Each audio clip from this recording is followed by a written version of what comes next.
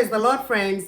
Today we are looking at the name of God, Nissi, the Lord my banner. Exodus 17:8-16. A brief introduction to this name. The Amalekites brought war to the children of Israel in Rephidim. Moses, along with Aaron and Hur, went up to the mountaintop to pray, while Joshua led the children of Israel against the Amalekites in the valley below. Turned out that whenever Moses' hands were up, the children of Israel were winning the battle. But when his arms were down, the Amalekites were winning. Eventually, Aaron and Hur had to place stones underneath Moses' arms, even as they helped raise up his hands. Thereby, the children of Israel eventually won the war. Moses turned around, memorialized the place and built an altar and named the place Nissi, the Lord is my banner. Friends, the banner of God is a visible sign of God's protection, of God's power, and of God's presence.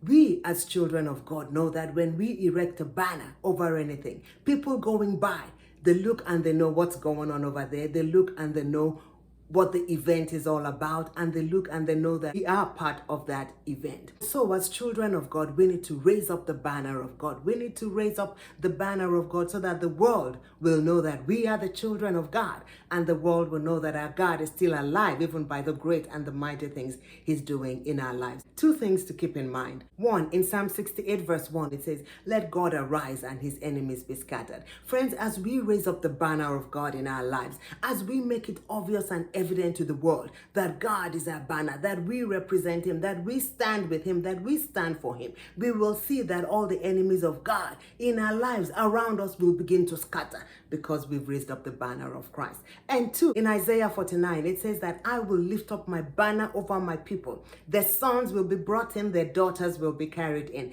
Thereby they will know that I am God, and those who trust in me will not be put to shame. Friends, it is beyond time for us to raise up the banner of Christ. Forget about the day, forget about the time, forget about the circumstances or situation. Our God is all powerful. Our God is still at work. Let's raise up the banner of God in our lives, that thereby we may be filled with testimonies, and the world may see that of a truth our God is still alive, still on the throne, and is still doing great and mighty works. Until I see you again next week and beyond, the good Lord bless and keep us all.